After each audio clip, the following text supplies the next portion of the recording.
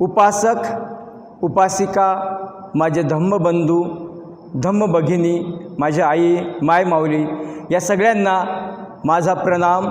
नमो बुद्धाय. आपण माता रमाई यांच्याबद्दल, यांचं बालपण आणि त्यांच्या लग्नापर्यंतच्या गोष्टी ज्या आहेत, तसेच बाबासाहेबांच्या पण लग्नापर्यंतच्या गोष्टी ज्या आहेत, ज्या घटना आहेत, ते आपण थोड्या थोड्या रूपामध्ये पाहिल्यात. कारण रमाई हे एक कारुण्य महाकाव्य जे आहे ते काही 1-2 दिवसाचं नाही आहे. तथागतासारखंच रमाईसुद्धा एक कारुण्य मंगलमूर्ती होऊन गेलेली आहे, महान व्यक्ती होऊन गेलेले आहेत. आपण एक संक्षिप्त आढावा थोडक्यात त्यांच्याबद्दल काल पाहिलं. आपण सुरुवातीला आपण तथागत बुद्धाची जी गाथा आहे त्या गाथेने सुरुवात करूया. एकदा काही लोक भगवान बुद्धांना भेटायला आले. त्यांनी विचारलं, भगवान, आमचे खरे मंगल कशात आहे? त्यांना प्रश्न पडला. जरा भ्रमिष्ठ होते ते, शंका होती की आमचे खरे मंगल कशात आहे. भगवान बुद्धांनी त्यांना मंगल धर्म सांगितला. गृहस्थासाठी त्यांनी 38 मंगल धर्म सांगितले. 51 सरस, याप्रमाणे समजावता समजावता अंतिम मंगल धर्म त्यांनी सांगितला. जे गृहस्थ आहे, आमचा जो ग्रहप्रवेश आहे, आम्ही जे साधक आहोत, आमच्यासाठी की ज्यांनी प्रवज्या घेतलेली नाही आहे, ज्यांनी दीक्षा घेतलेली नाही आहे, जे गृहस्थी आहेत, यांच्यासाठी एक अंतिम मंगल मार्ग सांगितला.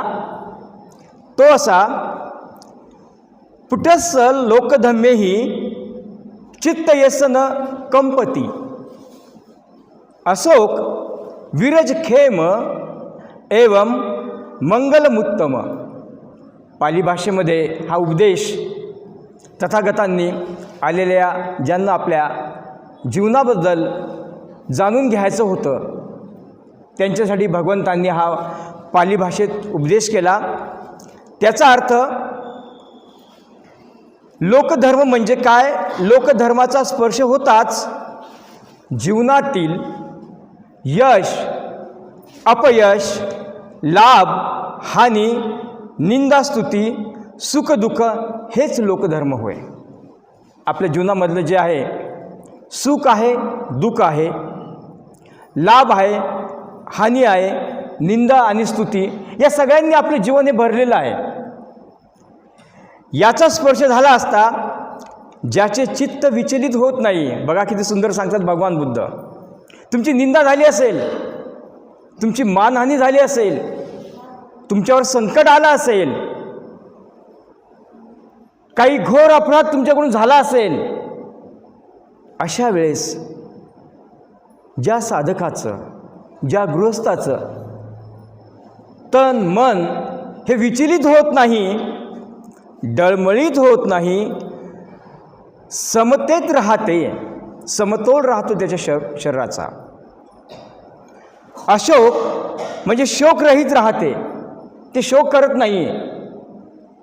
विरज निर्मल राहते. खेम म्हणजे भरपूर योगक्षम असतो. भावी क्षणाची चिंताच नाही. आलेलं जे संकट असेल त्याच्या मनामध्ये त्याचं मन डळमळीत होत नाही, विचल होत नाही, किंवा कोणत्याही माराने तो घाबरून जात नाही. भावी क्षणाची चिंताच नाही, निश्चित असते, पूर्ण सुरक्षितता असते. अशा तऱ्हेने समतेत राहते, तेव्हा उत्तम मंगल साधता येते. त्याचं जीवन हे उत्तम मंगल होय, असं तथागतांनी आलेल्या त्या भाविकांना, त्या व्यक्तींना, त्या साधकांना उपदेश केला. आपण काल रमाईंच्याबद्दल माहिती पाहिली. रामजी आंबेडकर यांनी 2 ते 3 मुली शोधल्या आणि शेवटी त्यांच्या मित्रांना सांगितली, रमाईच्याबद्दल माहिती सांगितली आणि रमाईला त्यांनी पसंत केलं. रमाईचे काका आणि मामा यांना प्रश्न पडला, एवढा सुशिक्षित मुलगा आता 10वी पास होणार आहे आणि आमच्या अशिक्षित मुलीसोबत रमाईसोबत कसं लग्न करेल. म्हणून त्यांनी शंका केली की असं न व्हावं की तुम्ही आम्हाला सांगितलं नाही, आमची रमा अशिक्षित आहे, शिकलेली नाही, पण अनाथ आहे, तिला तिचे आई वडील नाही आहेत. हे ऐकून रामजींचं हृदय भरून आलं. अरे, कुणातरी गरीब मुलीची, जी अनाथ आहे, जिला आईवडील नाही, जिला प्रेम मिळालं नाही, कदाचित आमच्याकडून, आमच्या घराण्याकडून तिला प्रेम मिळेल आणि ती भीमाची साथ देईल, भीमाचा संसार फुलवेल, अशी आशा त्यांनी मनात बाळगली आणि त्यांनी होकार दिला. होकार दिल्यानंतर लागलीच रमाईच्या हातामध्ये साखर दिली. इथपर्यंत आपण काल पाहिलं होतं. आणि मग अशा प्रकारे लग्न ठरलं. मग आपण थोडी संक्षिप्त माहिती आपण घेणार आहोत. लग्नाचा दिवस येऊन ठेपला. लग्नाचं स्थळ होतं भायखळ्याची बाजाराळ. रमा नवरी झाली होती, भीमराव वर होता. नवरी 9 वर्षाची होती, नवरा 17 वर्षाचा होता भीमराव. दोन्हीकडील वऱ्हाडी मंडळी बाजारात आली. बाजार ओळीतील छपऱ्याच्या एका बाजूला वराकडील मंडळी जमली होती, तर छपऱ्याच्या दुसऱ्या बाजूला वधूकडील मंडळी जमली होती. विक्रीसाठी माल ठेवायच्या बाजाराच्या चबुतऱ्यावर वरवधू बसले होते. अगदी सकाळची वेळ होती आणि तो जो विक्रीसाठी जो माल ठेवायचा अद्याप कोणी आलेलं नव्हतं, त्यामुळे तिथे वरवधू चबुतऱ्यावर बसले होते. चबुतऱ्याखालून वाहणाऱ्या गटारातील घाण पाणीही लाजलं होतं, तरी भोवतीच्या घाणीची दुर्गंधी सुटली होती.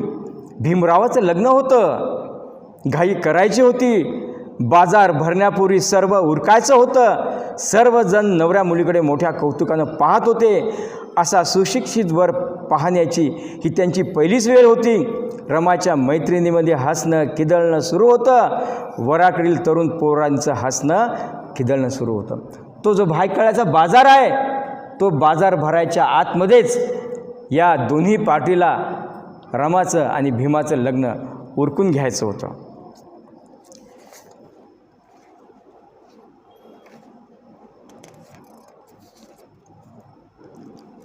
अशा प्रकारे ते लग्न संपन्न झालं आणि रमा सुभेदाराची सून झाली आणि वलंगकर हे आडनाव बदलून ती आता आंबेडकर झाली होती. रमाचा संसार सुरू झाला. घरात सुभेदार होते, आनंदराव होते, त्यांची पत्नी लक्ष्मी होती. सुभेदारांची बहीण मीराबाई होती, मीराबाई पांगळी होती. रमाई किंवा भीमरावांची आपण सिरियल पाहिलेली आहे, हिंदीमध्ये मराठीमध्ये सुद्धा खूप सुंदर मालिका आहे ती. सागर देशमुख यांनी बाबासाहेबाची भूमिका केलेली आहे आणि त्यामध्ये भीमरावांची आत्या ही लंगडी असते, पांगळी होती. भीमरावांची सावत्र आई जिजाबाईसुद्धा होती. कुटुंब मोठं होतं. आंबेडकर कुटुंब असं नांदत होतं. भायखळ्याच्या मार्केटजवळच्या चाळीतून रमा आता परळच्या डबक्यात आली होती. एक चाळ सोडून दुसऱ्या चाळीत आली. काका आणि मामांच्या घरापेक्षा आंबेडकरांचं घरचं वातावरण वेगळंच होतं. काका आणि मामांचं घर छोटंसं होतं आणि अतिशय कष्टाचं त्यांचं जगणं होतं. सुभेदाराच्या घरचं सुद्धा कष्टाचंच जीवन होतं, परंतु थोडं जरा वेगळं होतं.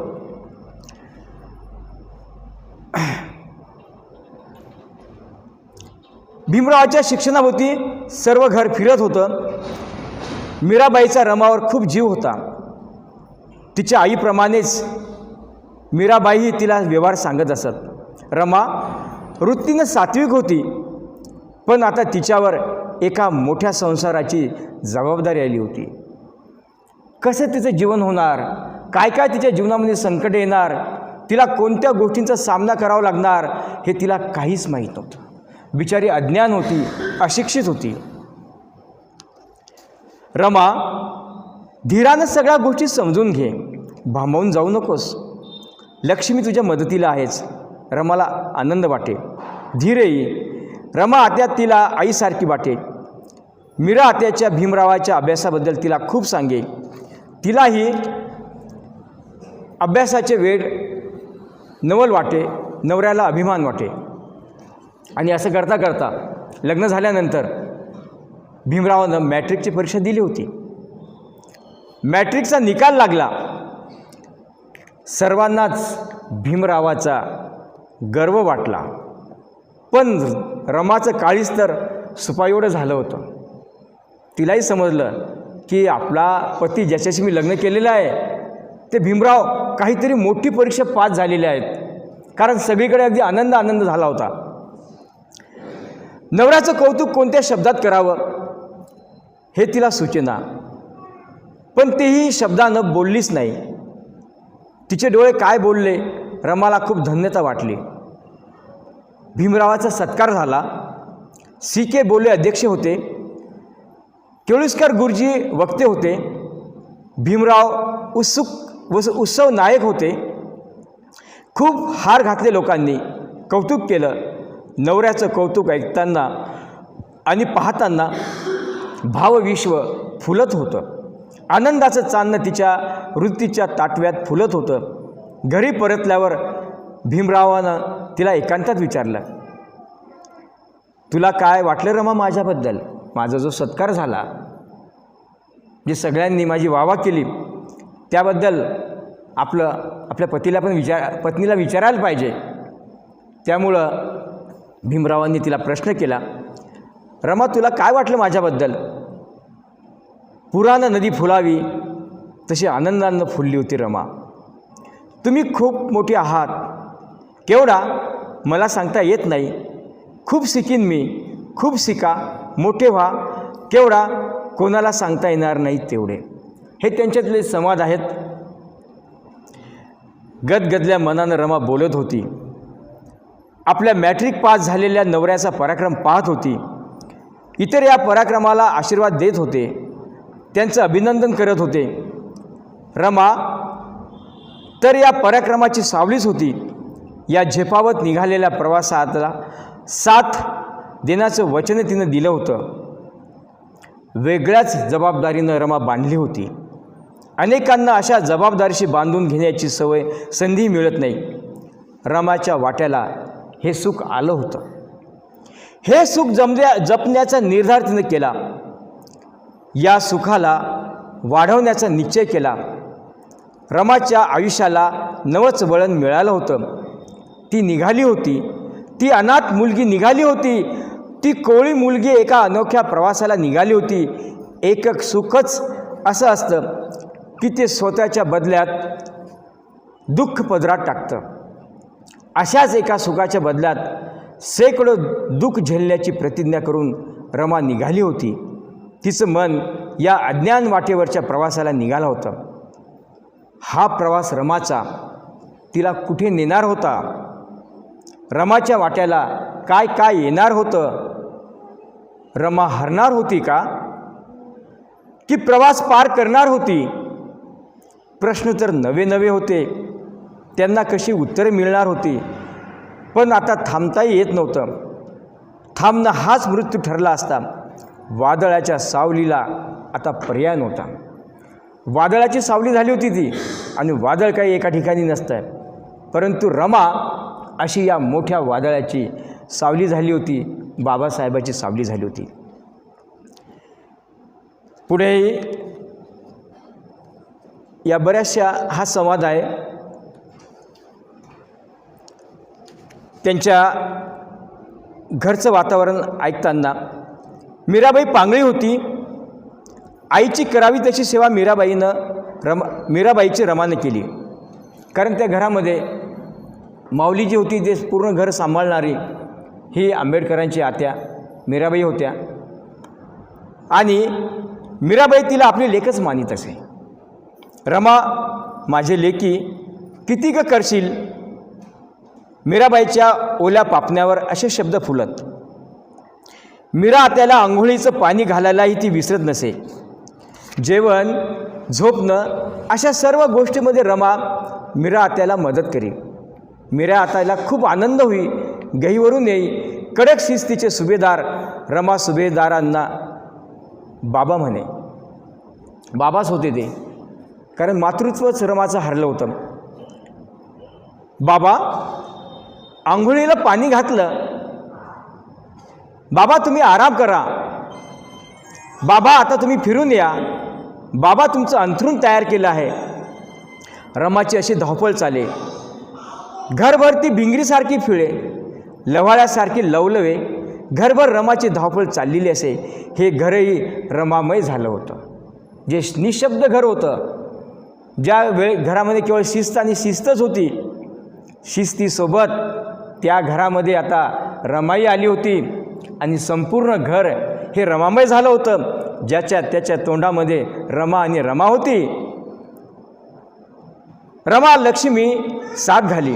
मीराबाई रमा रमा असे करीत सुभेदारीसारखे रमा रमा म्हणून हाक मारीत आणि तिचा लाडका पती भीमरावही रमा या नावानंच साथ घाली. दिवसातून रमा हा शब्द घरात कितीतरी वेळा उच्चारला जाई, याची गणती नव्हती. रमा या घरात आनंद झाली होती. रमा घरभर चिमणीसारखी वावरे. या घराच्या भिंतींना छतालाही हा बदल जाणवला होता. शेजारा पाजाऱ्यांना हे जाणवलं होतं. रमाशिवाय या घराचं पान हलत नव्हतं. सगळ्यांच्या तोंडी रमा रमा होती आणि रमा ही तशीच प्रेमळ स्वज्वळ अशी मायेनं भरलेली होती. घरातल्या माणसाच्या सुखानंच तिनं आपलं सुख मानलं होतं. स्वतःच्या सुखाची आणि जगण्याची तिची व्याख्याच निराळी होती. त्यामुळे ती घरातला उत्सव झाली होती. तिच्या प्रेमाने या घरावर आपला ताबा मिळवला होता. आंबेडकरांचं घर आता रमामय झालं होतं.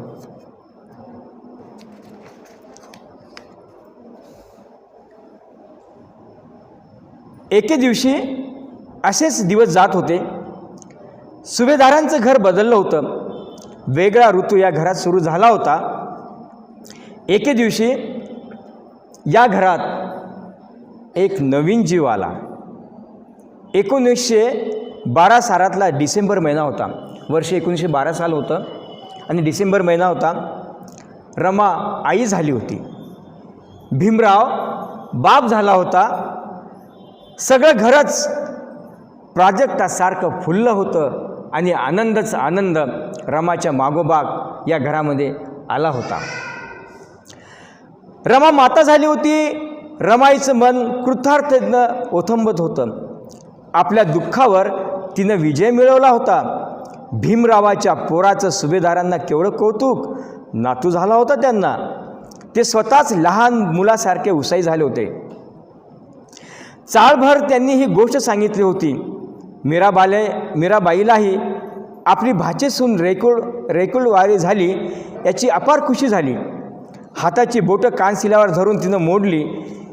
भीमराव तिचा खूप लाडका होता आणि भीमरावाचा पोरगा तर त्याहूनही लाडका. तर अशा प्रकारे घरातलं जे वातावरण आहे हे अगदी आनंदमय झालं होतं. घरामध्ये लहानशा बाळाचा जन्म झाला होता. असे 15 दिवस गेले, महिना गेला. बाळाचं नाव ठेवण्याचा दिवस ठरला.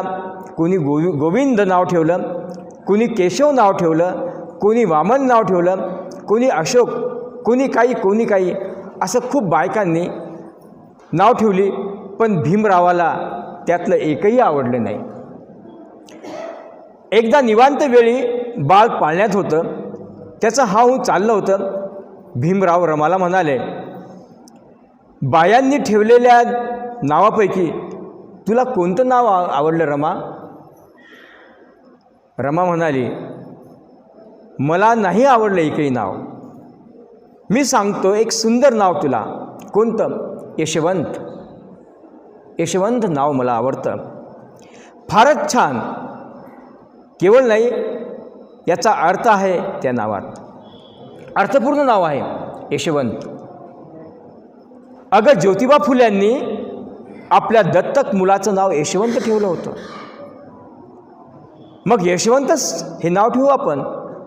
रमा, आपण ज्योतिबाचे कोणीतरी लागतो ग.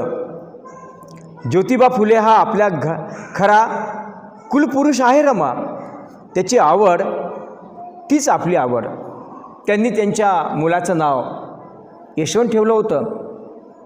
आणि या ज्योतिबा फुल्यांचा आणि आपला कुठेतरी संबंध आहे, वैचारिक संबंध आहे, सामाजिक संबंध आहे.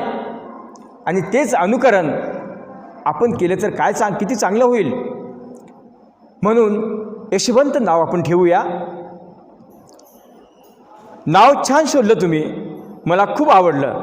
आपलं बाळ आजपासून यशवंत झालं. त्यांना आपल्यालाही यशवंत करावं, खूप यश मिळावं. रमा, तुला यशवंत नाव आवडलं, मला खूप आनंद झाला. बाळ त्या दिवसापासून यशवंत झाला. रमाच्या या पोरानं घरात नवा सुगंध आणला. घरात एक कौतुक रांगू लागलं. या कौतुकाला सगळं घर यशवंत म्हणे. रमाचं मन आता पाखरांनी भरलेल्या झाडासारखं झालं होतं. रमाला आता क्षणाची फुरसत नाही. रमाला यशवंतानं आई पण दिलं होतं. तिच्या स्त्रीत्वाची परिपूर्ती झाली होती. रमा कृतार्थ झाली होती. रमा रमाई झाली होती. तिच्या मनाला आणखी नवी दिशा फुटली होती, वात्सल्याची दिशा. दिवस कसे चालले होते हे कळत नव्हतं. या एवढ्या सुखानंही रमा थकत नव्हती. ती अधिकच उमलत होती, अधिकच टवटवीत होत होती, जगण्यात अधिकच खोल जात होती. आणि असं आनंदमय वातावरण हे भीमराव आंबेडकर यांच्या घराण्यात आलं होतं. आणि त्याचं कारण म्हणजे रमाची जी निवड सुभेदारांनी केली होती ती अगदी योग्य निवड केली होती. आणि त्यामुळं घरातलं वातावरण हे सगळंच फुलून गेलं होतं. थोडाफार काही आनंदाचा क्षण येत नाही तर अपार दुःख असं आपल्याला रमाच्या जीवनामध्ये पाहायला मिळतं. रमानं अनेक मरणं पाहिली. यातल्या अनेक मरणानं ती थोडी थोडी मेली. अनेक संकट आले, अनेक मरणं पाहिली. तीसुद्धा थोडी थोडी झिजत गेली, मरत गेली. मरण म्हणजे काय तेही कळत नव्हतं. त्या वयात रमानं आईचा मृत्यू पाहिला. अगदी लहान होती, काहीच कळत नव्हतं. आईचा मृत्यू पाहिला. त्या मृत्यूला सोडून तिनं बापाचा मृत्यू पाहिला. यानंतर 1913पर्यंत तिच्या कुटुंबातील कोणीही मरण पावलं नाही, परंतु जरा उभार दिली नाही. असं दिसतं 1913 साली रामजी सुभेदार यांचं निधन झालं. आंबेडकर या घराचं आडच गेलं. जे वैभव होतं, जो पहाड होता आंबेडकर घराण्याचा, तोच गेला होता, तोच मोडला होता. ती ज्यांना बाबा म्हणत होती तो तिचा संसार गेला. येथून पुढे 1926पर्यंत मृत्यूची झडच लागली. तिच्या जीवाभावाची माणसं एका पाठोपाठ गेली. या 12-13 वर्षात तिला चैनच पडू दिलं नाही. एक घाव बुजत नाही, तोच दुसरा घाव होता. अश्रूंची एक झडत नाही, तोच दुसरी सुरू होत होती. तिची सासू भीमाबाई, ती तर भीमराव 5 वर्षाचा असतानाच मेली होती. बाबासाहेब आंबेडकरांची आई हे 5 वर्षाचे असतानाच त्यांचं निधन झालं होतं. असं म्हणतात की भीमरावाच्या जन्माअगोदर कुणातरी साधूनं त्यांना सांगितलं होतं की या मुलाचा जर जन्म झाला तर मात्र तुमचा मृत्यू ओढावेल, तुम्ही जगणार नाही, असं काहीतरी सांगितलं होतं. आणि काय तो याला आपण निसर्गाचा नियम म्हणू किंवा काय जे काय असेल, भीमराव 5 वर्षाचे असतानाच त्यांच्या आईचं भीमाईचं निधन झालं. आणि भीमरावाचा जन्म झाल्यानंतर त्या घरच्या लोकांनाच असं वाटायचं की ही आई जगली पाहिजेत, भीमाई जगली पाहिजेत, हा बाळ मेला चालेल. अशा बऱ्याचशा आसपासच्या लोकांचं, त्यांच्या घरच्यांचं म्हणणं होतं की याच्यामुळे जर आई मरणार असेल तर हा नकोच आम्हाला, हा आजारी पडला पाहिजेत, याला काहीतरी आजार झाला पाहिजेत वगैरे अशा प्रकारचे विचार, एक खुले विचार ज्याला आपण म्हणून की ज्याला काही तथ्य नाही, अशा प्रकारचे विचार त्या कुटुंबामध्ये आले होते. अश्रूंची झड थांबत नव्हती. तिची सासू भीमाबाई, ती तर भीमराव 5 वर्षाचा असतानाच मेली होती. भीमाबाईला आपली सून पाहता आली नाही. रमा सून म्हणून आंबेडकरांच्या घरात यायच्या आधीच भीमाबाईचं निधन झालं होतं. पण ती सून म्हणून आली तेव्हा सासऱ्याच्या रूपात तिच्या पाठीशी एक प्रचंड पहाड उभा होता, रामजी सुभेदार. तिला कोणतीही काळजी करण्याचं कारण नव्हतं. भीमाबाई आज असायला हवी होती, मात्र असं तिला अधूनमधून वाटे. पण तिच्या मनाची भूक मीराबाईनं भागवली होती. मीराबाईनं तिला लेकीप्रमाणे वागवलं तरी भीमाबाईची उणीव तिला भासेस. असं वाटत होतं तिला की आपले जे पती आहेत, त्यांची आई म्हणजे माझी सासू, ह्या जर जिवंत असत्या तर आज त्यांना केवढा आनंद झाला असता. भीमाचं शिक्षण पाहून, भीमाची प्रगती पाहून त्यांना किती आनंद झाला असता आणि मलाही तिची सेवा करता आली असती, अशी एक भावना तिच्या मनामध्ये असायची.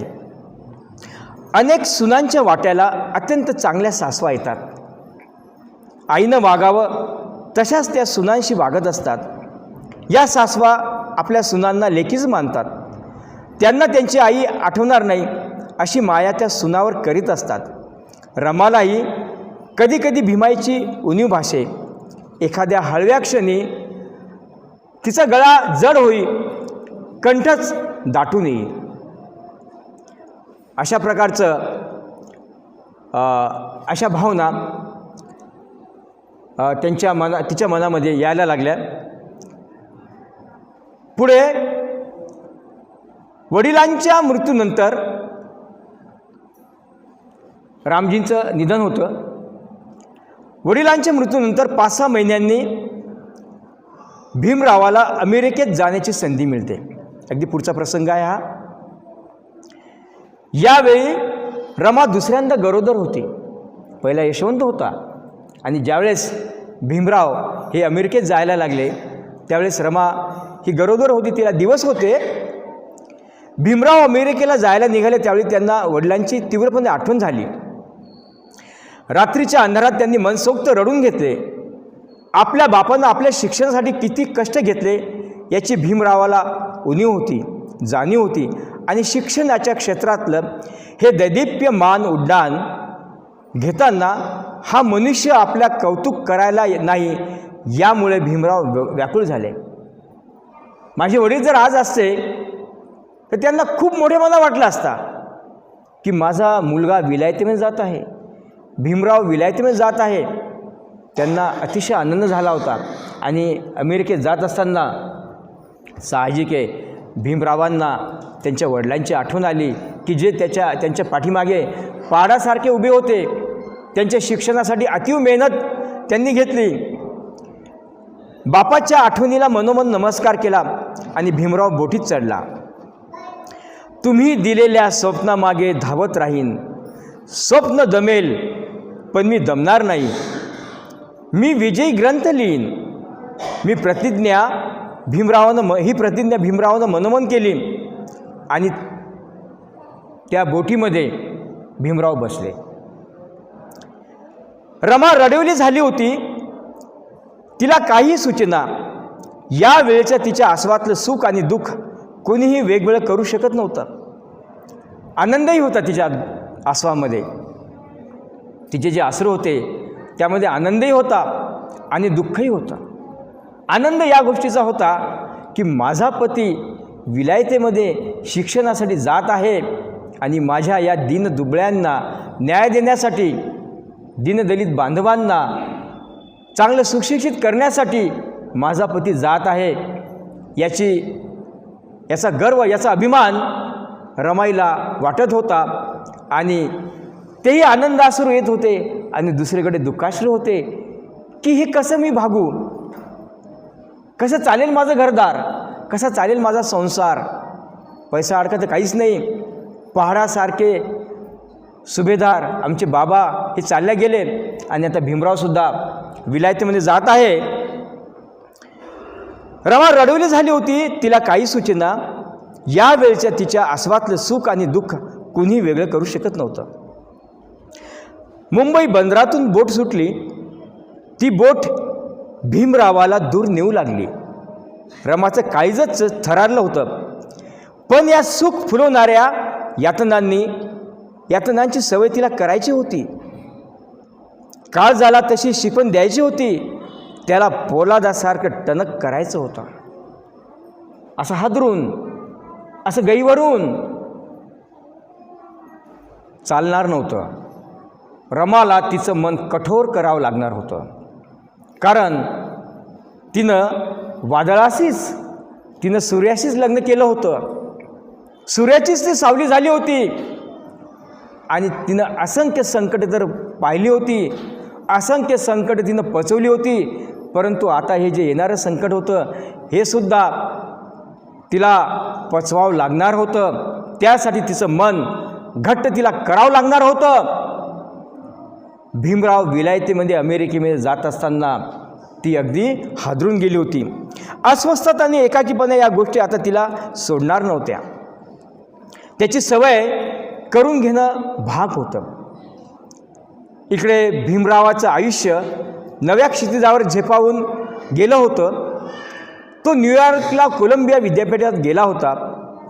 ज्ञानाचं तुफान छातीवर झेलण्यात त्याला गर्व वाटत होता. त्यानं रमाला पत्रात लिहिलं. रमाला पत्र मिळालं. तिच्या आयुष्यात तिला आलेलं हे पहिलं पत्र आपल्या पतीचं.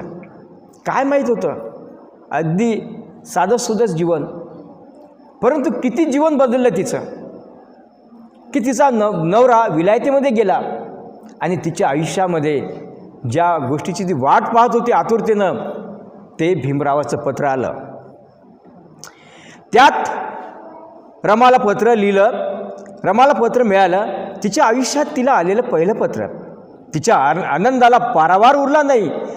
परदेशात शिक्षणाला गेलेल्या तिच्या विद्वान नवऱ्यानं तिला पत्र लिहिलं होतं. भीमरावानं लिहिलं होतं. कोलंबिया विद्यापीठ न्यूयॉर्क इथून पत्र लिहिलं. प्रिय रामू, सप्रेम नमस्कार. मी सुखरूप पोहोचलो, चिंता नसावी. मला अमेरिकेत शिक्षण घ्यायला येण्याची जी संधी मिळाली तिचे आपण आभार मानले पाहिजेत. ही गोष्ट कदाचित नवा इतिहास जन्माला घालणारी असावी. बोट सुरू होताना तुझ्या डोळ्यातील आसव पाहिली मी. मलाही थोडं गलबलून आलं होतं. पण रमा, हे विरह आणि हे दुःख आपल्याला मोठं करणारं आहे. तुझं जे विरह आहे, तुझं जे दुःख आहे, माझं मन जे दुःखानं भरून आलं, यातून नवीन क्रांती होणार आहे. हे मोठं करणारं आहे. जी दुःख आपल्याला प्रकाशात नेतात त्यांचे आभार मानायचे असतात. रमा, अशा दुःखाने दुःखी राहायचं नसतं. रामू, मी वनव्यातून धावण्याची प्रतिज्ञा केली आहे. या शर्यतीत मी जिंकलो तर आपल्या देशाला मी उजेडात उभे करील, तिथल्या गुलामाची कंबर बांधील. खूप मोठं स्वप्न होतं. हे कौटुंबिक नव्हतं, हे रमापुरतं नव्हतं, हे त्याच्या मुलाबाळापर्यंत नव्हतं. रमाला तर दिवस होते. हो, कोण गेलं असतं सोडून? 1-2 दिवस आपण आपल्या घराच्या बाहेर राहिलो तर आपलं मन हेलावून जाते, काय असेल माझ्या घरामध्ये. परंतु बाबासाहेब म्हणजे एक पहाड होते, विचारवंत होते. त्यांनी समाजाचा विचार केला होता. या लढाईत मी हरणार नाही, यासाठी तू माझ्या पाठीशी उभी राहायला पाहिजेत. दुःखातून वाट काढायची आहे आपल्याला. रामू, मला नवे पंख येत आहेत असं वाटतं. पोलादासारखे पंख इथल्या जीवनाच्या तुलनेत मला आपल्याकडील जीवन आठवतं. तेव्हा मी हैराण होतो, इथं माणूस केवढ्या तरी मोकळ्या हवेत श्वास घेत आहे. या गोष्टींनाही मन उत्साहानं भरून येतं. इथे अस्पृश्यता नाही आहे, जाती वर्ण नाही आहे. माझ्या अंगात खूप शक्ती संचारत आहे. मला असं वाटतं मन नुसतं भरधाव सुटलं आहे. रमा, खूप कामं आहेत, खूप कष्ट घ्यायचे आहेत, ज्ञानाचे सागरच उपसायचे आहेत, स्वतः रिजवायचे आहेत. रमा, स्वतःला जप. या वेड्या वादळाशी च्या पाठीशी उभी राहा. यशवंताला जप. त्याची प्रकृती बरी नसते, काळजी वाटते, सांभाळ त्याला, बाकी पुढल्या पत्रात. तर असं बाबासाहेबांना माहीत होतं की बिचारी अबोल ही काय करणार आहे, पण तिला सोडून जाणं आवश्यक होतं. तिचं मनोधैर्य ते वाढवत होते, तिला ते धीर देत होते. आणि सगळ्यात मोठी गोष्ट होती ती परिस्थितीची. परिस्थितीला रमाला सामोरं जायचं होतं आणि परिस्थितीच तिची परीक्षा घेणार होती. यानंतर हाती पत्र येताच रमानं ते आदर्शासारखं वाचलं. एका डोळ्यात तिचं काळीज नाचत होतं, दुसऱ्या डोळ्यात ढग ओथंबत होते. वाचता येण्याचं महत्त्व आता तिला कळलं. बाबासाहेबांनी तिला वाचणं शिकवलं होतं. जसं की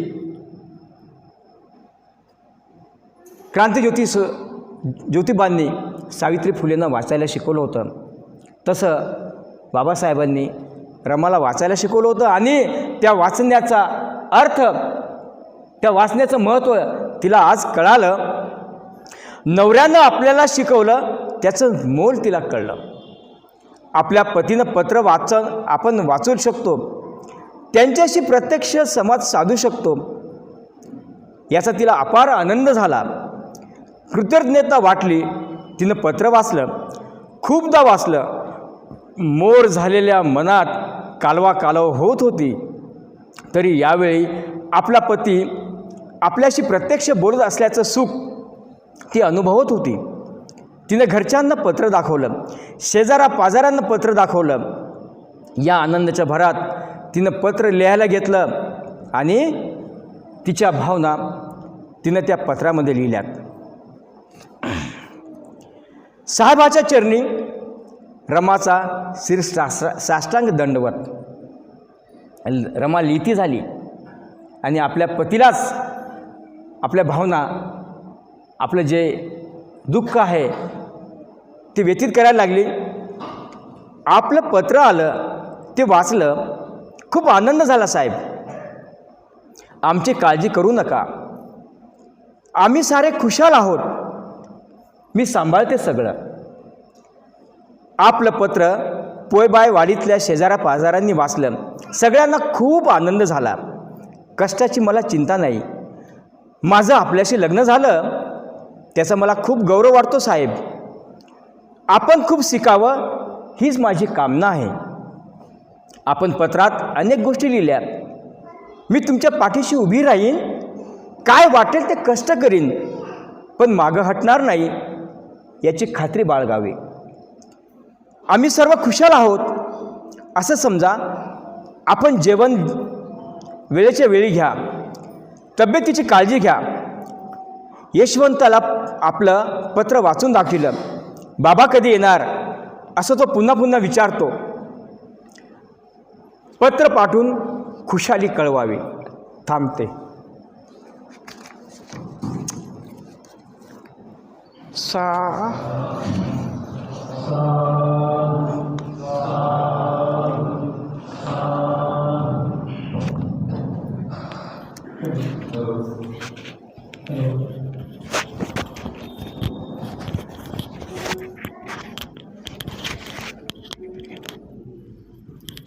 केलेला आहे. मी त्यांचे परत एकदा धन्यवाद आणि युवा संवर्धन समितीतर्फे जी आपण एक उपक्रम राबवतोय, एक दिवस विहारासाठी, तर आजचे जे प्रसादाचे आहेत उपासिका आशाताई सुरोडकर, तर मी त्यांना विनंती करतो की त्यांनी समोर यावं. त्यांचं स्वागत करण्यासाठी मी आमंत्रित करतो सुमनताई साळवे यांना.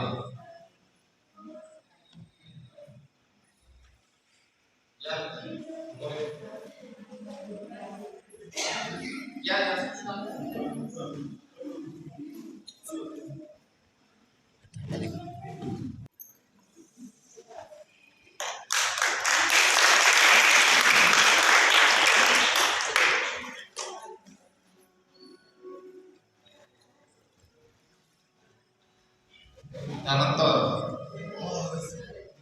उपासक सुभाष जनार्दन साळवे हे समोर येतील. त्यांचं स्वागत करण्यासाठी मी आमंत्रित करतो महेंद्र श्रीपती इंगळे यांना.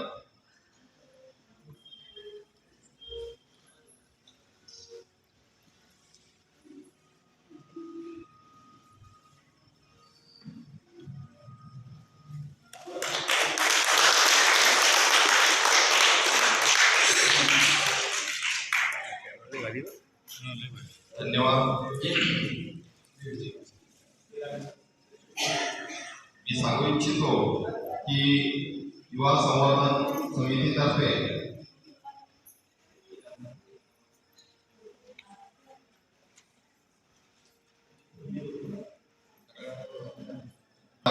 कुटुंबांना विनंती करतो, सुरोडकर कुटुंबाला विनंती करतो की त्यांनी समोर यावं.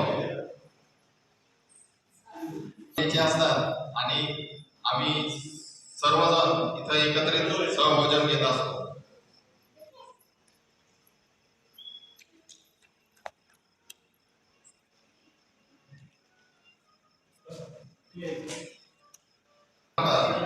इथे आपण 10 मिनिटांचं मेडिटेशन ठेवत असतो.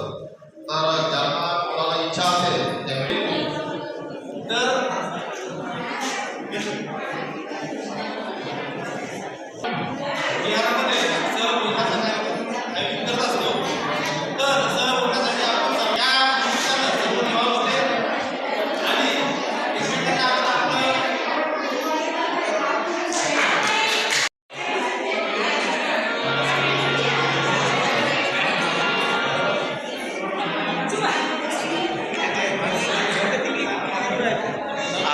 नागसेन बुद्धविहार या ठिकाणी एक दिवस विहारासाठी या प्रसादाअंतर्गत उपासिका आशा सुरोडकर मॅडम यांच्या वतीने आज सगळ्यांना प्रसाद दिला जात आहे. या ठिकाणी उपस्थित असलेले सगळे उपासक उपासिका